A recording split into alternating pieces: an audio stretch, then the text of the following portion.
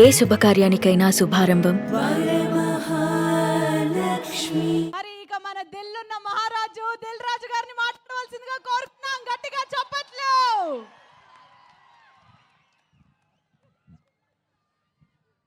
Sir మామూలు viral అవ్వద్దు, ఈ స్పీచ్ మామూలు వైరల్ అవ్వద్దు. బస్తీ మే సవాల్. శ్రీముఖి వైరల్ కావాలా సార్? Please sir. ఏం దావా చేసుకుందామా? చలికాలం చెట్లకు పోదామా?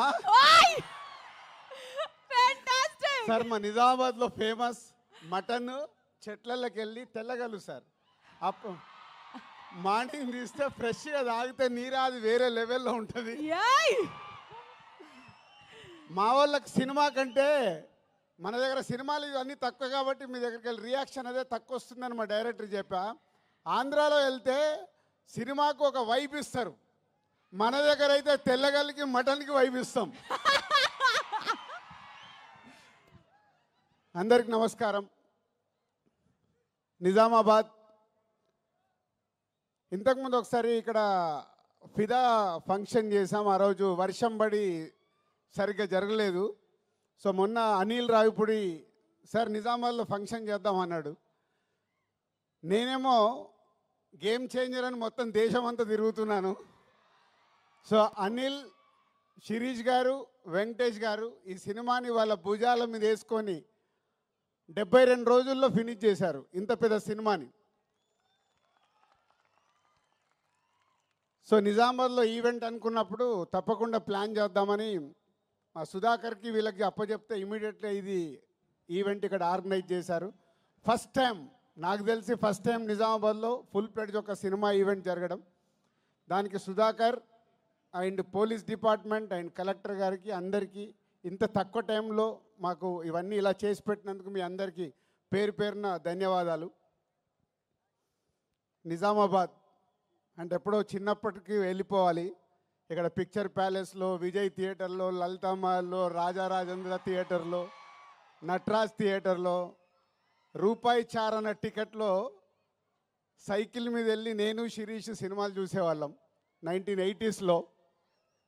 అలా సినిమాల మీద ఇష్టం పెరిగి సినిమా ఫీల్డ్లోకి వస్తామని కూడా మాకు తెలియదు, కానీ ఆ ఇష్టం ప్రతి సినిమాలు చూడాలని. ఇక్కడ నాగేశ్వరరావు ఉన్నారు, పిక్చర్ ప్యాలెస్లో మాకు రూపాయి చారణ టికెట్ ఇచ్చి కూర్చోబెట్టేవాడు. తర్వాత లలితామాల్ థియేటర్లో రూపాయిన్నర టికెట్ వెనకాల లైన్ ఉండేది. అప్పుడు మా దగ్గర 5 రూపాయలు తీసుకొని వస్తే సినిమా చూసిపోవాలి ఇద్దరం. మధ్య ఇంటర్వెల్లో 50 పైసలు పెట్టి పాప్కార్న్ కొనుక్కోవాలి 5 రూపీస్లో. చాలా సినిమాలు చూస్తూ ఎదుగుతూ ఈరోజు అదే నిజామాబాద్లో మా 58వ సినిమా ఈవెంట్ చేయడం అనేది చాలా గర్వంగా ఉంది. దానికి చాలామంది దర్శకులు, చాలామంది హీరోలు, సో హోల్ ఎంతో సపోర్ట్ చేస్తే మేము ఈరోజు ఈ పొజిషన్లో ఉన్నాము. సో ఈరోజు ఈ సంక్రాంతికి వస్తున్నాం. ముందు దర్శకుడు అనిల్ రావిపూడి గురించే మాట్లాడాలి. అనిల్ రావిపూడి ఒకసారి మా సినిమాకి వంశీ పైడిపల్లి దగ్గర రైటర్గా వచ్చి వెళ్ళాడు ఒక సినిమాకి. తర్వాత పటాసన్ సినిమా తీసినప్పుడు ఆ సినిమా డబుల్ పాజిటివ్ నాకు చూపించడానికి ఎన్టీఆర్ ఆర్ట్స్ హరి సినిమా చూపించాడు. సినిమా నచ్చి ఆ సినిమా మొత్తం ఆంధ్రప్రదేశ్, తెలంగాణ రైట్స్ తీసుకున్నాం. అప్పుడు మా పరిచయం ఏర్పడింది. ఆ పరిచయం కాస్త ఇప్పుడు 8 సినిమాల్లో 6 సినిమాలు ఈ బ్యానర్లోనే చేసి ఈ బ్యానర్కి ఈరోజు ఒక పిల్లర్ డైరెక్టర్ లాగా నిలబడ్డాడు. అంటే ఒక ఎమోషనల్గా ఒక సినిమాకి మేము ఎలా ఆలోచిస్తామనేది ఆలోచిస్తూ అనిల్ మాతో ఒక జర్నీ పెడుతూ ఒక మామూలు కుటుంబంలో నుంచి, వాళ్ళ ఫాదర్ ఇక్కడ ఉన్నారు, రండి సార్, వీళ్ళ నాన్న ఆర్టీసీ డ్రైవర్. అంటే ఇవన్నీ నా గురించి కానీ, ఇందాక శిరీష్ గురించి కానీ, అనిల్ గురించి కానీ ఎందుకు చెప్తున్నామంటే ఒక మామూలు స్థాయి నుంచి మేము ఈరోజు ఈ స్థాయికి వచ్చాం సినిమా వల్ల. వాళ్ళ ఫాదర్ ఆర్టీసీ డ్రైవర్. సినిమా పైన ఇంట్రెస్ట్తో అనిల్ హైదరాబాద్కి వచ్చిన తర్వాత రైటర్ కాస్త డైరెక్టర్ అయ్యి ఈరోజు ఒక తెలుగు ఫిలిం ఇండస్ట్రీలో ఒక టాప్ డైరెక్టర్గా, వన్ ఆఫ్ ద టాప్ డైరెక్టర్గా నిలబడ్డాడు. ప్రతి సినిమా దాన్ని ఎలా సక్సెస్ చెయ్యాలి, దానికోసమే 24 గంటలు అందరికీ ఒక హీరోకి కానీ హీరోయిన్స్ కానీ యాక్టర్స్ కానీ ఆయన్నే యాక్టింగ్ చేసి చూపిస్తాడు.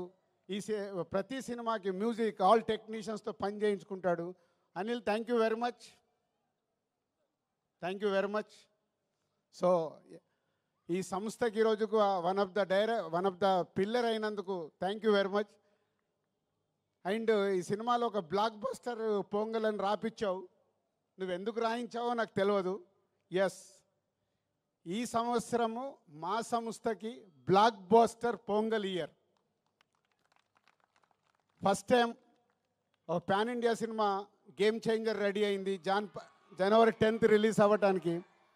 ఇంకొక పక్కన మా కాంబినేషన్లో వస్తున్న ఈ సినిమా అండ్ విక్టరీ వెంకటేష్ గారు సీతమ్మ వాకిట్లో సిరిమల్ల చెట్టు, F2, F3 ఇలా మా బ్యానర్లో అన్ని సూపర్ హిట్ సినిమాలు చేసి మళ్ళీ కాంబినేషన్లో వస్తున్న సినిమా సంక్రాంతికి వస్తున్నాం ఒక పక్కన. ఈ 2 సినిమాలు, అలాగే డాకు మహారాజ్, అది కూడా నైజాం డిస్ట్రిబ్యూషన్ మేమే చేస్తున్నాం. అందుకే బ్లాక్ బస్టర్ పొంగల్.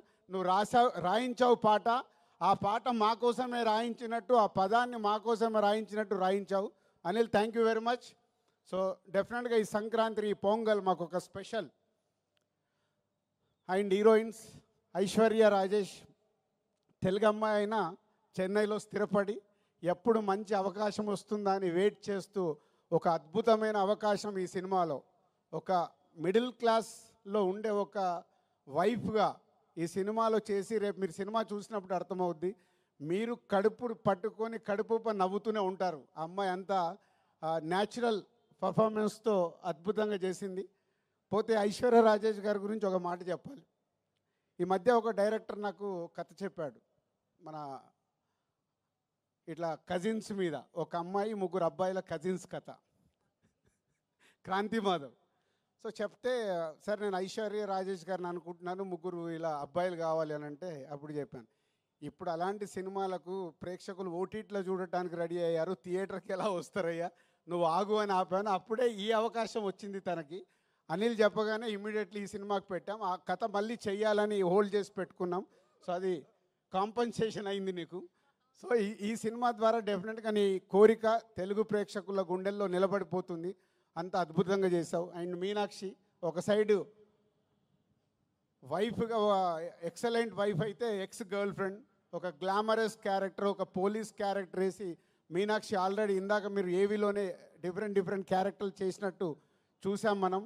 ఈ సినిమాలో కూడా తను అద్భుతంగా ఎక్స్ గర్ల్ ఫ్రెండ్గా ఎప్పుడు ఎక్సలెంట్ వైఫ్ను టీచ్ చేస్తూనే ఉంటుంది సినిమా అంతా. సో వాళ్ళ 3 కాంబినేషన్లో త్రౌట్ ఫిలిం అద్భుతంగా తీర్చాడు దర్శకుడు అనిల్ రావిపూడి. అండ్ వెంకటేష్ గారు, రామానాయుడు గారు, అంటే మేము మాలాంటి వాళ్ళకి ఎందరికో నిర్మాతలకి ఇన్స్పిరేషన్ రామానాయుడు గారు. నేను సినిమా ఫీల్డ్లోకి వచ్చేటప్పుడు రామానాయుడు గారిని ఇలాంటి టాప్ ప్రొడ్యూసర్స్, అంటే సినిమాలో ఇన్వాల్వ్ అయ్యి ఒక సినిమాని సూపర్ హిట్ చేసిన నిర్మాతలు ఎవరెవరు ఉన్నారని నేను చాలా అనాలిసిస్ చేసుకునేవాడిని, అంటే వాళ్ళ బాటలో నడవడానికి. అందులో మొదటి వ్యక్తి తెలుగు సినిమాలో రామానాయుడు గారు. మేము చూసిన వారు దాంట్లో ఒక నిర్మాతగా రామానాయుడు గారు చరిత్ర సృష్టించారు. ఇండియాలోనే టాప్ నంబర్ ఆఫ్ ఫిలిమ్స్ తీసిన నిర్మాతగా గిన్నీస్ బుక్లోకి ఎక్కారు. సో వారి తర్వాత వెంకటేష్ గారు సినిమా ఇండస్ట్రీలోకి హీరోగా వచ్చినప్పుడు మేము మా నర్సింగ్పల్లి, మా ఊర్లో ఉన్నాం. అదే ఇయర్ నాగార్జున గారు, వెంకటేష్ గారు ఇట్లా 2 హీరోలు లాంచ్ అవుతున్నారని మేము స్వాతిలలో దీంట్లో చదువుకుంటూ మాట్లాడుకునే వాళ్ళం. మాట్లాడుతున్నప్పుడు ఎవరికి ఫ్యాన్ అవ్వాలి, నాకు ఎందుకో వెంకటేష్ గారి ఫోటో చూడగానే నేను వెంకటేష్ గారి ఫ్యాన్ అయ్యి ఫిక్స్ అయ్యాను. సో హైదరాబాద్ వెళ్ళాక కలియుగ పాండవులు ఫస్ట్ సినిమా రిలీజ్ అవుతే 1 వీక్ ముందు అడ్వాన్స్ బుకింగ్ టికెట్ తీసుకొని కలియుగ పాండవులు ఫస్ట్ షో చూసా. అలా నాకు తెలియకుండానే నేను సినిమా ఫీల్డ్లోకి వస్తానని కూడా నాకు తెలియదు అప్పుడు. కానీ వెంకటేష్ గారి ఫోటో చూసి నేను ఫ్యాన్ అయ్యి కంటిన్యూ అయ్యాను. సినిమా ఫీల్డ్లోకి వచ్చిన తర్వాత మళ్ళీ పవర్ స్టార్ పవన్ కళ్యాణ్ గారికి కనెక్ట్ అయ్యా. సో వారిద్దరు నా అభిమాన హీరోలు. సో రామానాయుడు గారి కుటుంబంలో నుంచి ప్రొడ్యూసర్ తనయుడుగా సినిమా ఇండస్ట్రీలోకి వచ్చి నేను 30 ఇయర్స్ అయింది. అందరి హీరోలతో పనిచేశాను. వెంకటేష్ గారు షూటింగ్లో ఉంటే ప్రొడ్యూసర్కి లొకేషన్లో ఉండాల్సిన అవసరం లేదు. ఆయననే డైరెక్టర్ని పిలుస్తాడు, తీ తీ తీ అంటాడు, అసలు పరిగెత్తిస్తారు. అనుకున్న టైంలో డబ్బు వేస్ట్ అవ్వడం వెంకటేష్ గారికి ఇష్టం ఉండదు. అది రామానాయుడు గారి దగ్గర ఉన్న క్వాలిటీ. సో అందుకే వెంకటేష్ గారితో సినిమా తీయటానికి ఎప్పుడు ప్రతి నిర్మాత రెడీగా ఉంటారు. దాంట్లో మేము ముందుంటాం. 4 సినిమాలు కంప్లీట్ అయినాయి. Thank you sir, thank you very much. ఈరోజు మా బ్యానర్లో 4 సినిమాలు చేసిన హీరో మీరు ఒకరే. 4 ఇంకెవరు రికార్డు బ్రేక్ కాలే, అందరు 3 దగ్గర ఆగారు. డైరెక్టర్ ఒకటే, డైరెక్టర్కి అప్పుడే చెప్పా. హీరోగా కూడా వెంకటేష్ గారే. 4 సినిమాలు బ్యానర్లో, అందరూ 2-3 సినిమాలు చేసిన హీరోస్ అందరు ఉన్నారు. Thank you sir. నిర్మాతని అంత ప్రేమగా అద్భుతంగా చూసుకునే హీరో మీరు. సో మీలాంటి వారు సినిమా ఇండస్ట్రీకి ఎంతో ముందుకెళ్ళటానికి, ముందు తరాలకు కూడా మీలాంటి వాళ్ళు ఎగ్జాంపుల్ అవుతారు. మిమ్మల్ని చూసి నెక్స్ట్ జనరేషన్ హీరోలు కూడా, నేను ఇందాక రామానాయుడు గారిని చూసి ఎలా అయితే నేర్చుకున్నానని చెప్తున్నానో, వెంకటేష్ గారిని చూసి నెక్స్ట్ జనరేషన్, యంగ్ జనరేషన్ వాళ్ళందరూ వాళ్ళు చేస్తుంది చూస్తే చాలా ఉపయోగం. సో మీలాంటి వారందరికీ thank you very much. And సంక్రాంతికి వస్తున్నాం. సినిమా ఈ కథ విషయంలో అనిల్ ఎప్పటి నుంచో నాకు 3 కథలు చెప్పాడు. అనిల్ గుర్తుందో లేదో, 3 డిఫరెంట్ స్టోరీస్. ఈ కథ నాకు ఫైనల్ చెప్పినప్పుడు ఆ 3 కథల్ని తీసుకొచ్చి ఈ స్టోరీలోనే పెట్టుకున్నాడు. అంటే మామూలుగా అయితే డిఫరెంట్గా ఆలోచించుకుంటే 3 ప్రాజెక్ట్స్ అవుతాయి. లేదు, ఈ సినిమాని సూపర్ హిట్ చెయ్యాలంటే అన్ని ఎఫర్ట్స్ తీసుకొచ్చి ఈ సినిమాలో పెట్టాడు. ఈ సినిమా గురించి నేను ఎంత ఎక్కువ మాట్లాడాల్సిన వచ్చినా మాట్లాడవచ్చు, ఎందుకంటే it's going to black buster hit. ఇది